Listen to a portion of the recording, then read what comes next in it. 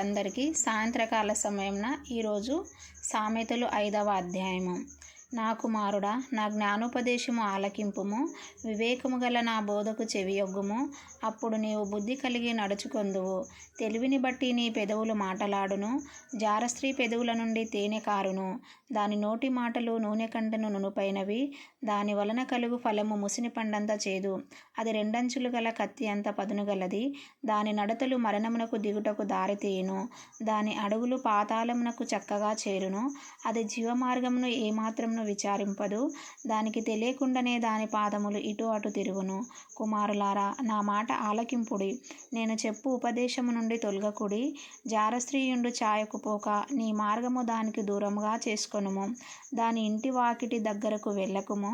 వెళ్ళినెడల పరులకు నీ యవ్వన బలమును, క్రూరులకు నీ జీవిత కాలమును ఇచ్చివేతువు. నీ ఆస్తి వలన పరులు తృప్తి పొందుదురు. నీ కష్టార్జితము అన్యుల ఇల్లు చేరును.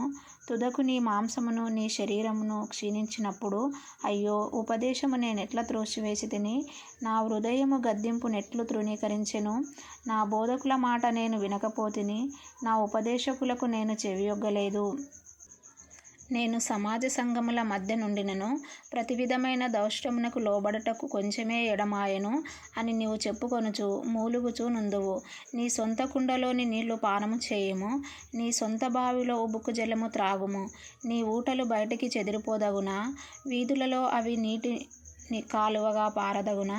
అన్యులు నీతో కూడా వాటి అనుభవింపకుండా అవి నీకే ఉండవలెను గదా. నీ ఊట దీవెన నొందును. నీ యవ్వనకాలపు భార్యయందు సంతోషింపుము. ఆమె అతి ప్రియమైన లేడి, అందమైన దుప్పి. ఆమె రొమ్ముల వలన నీవు ఎల్లప్పుడూ తృప్తి నొందుచుండుము. ఆమె ప్రేమ చేత నిత్యము బద్ధుడవయుండుము. నా కుమారుడా, జారస్త్రీయందు నీ వేళ బద్ధుడవయుందువు.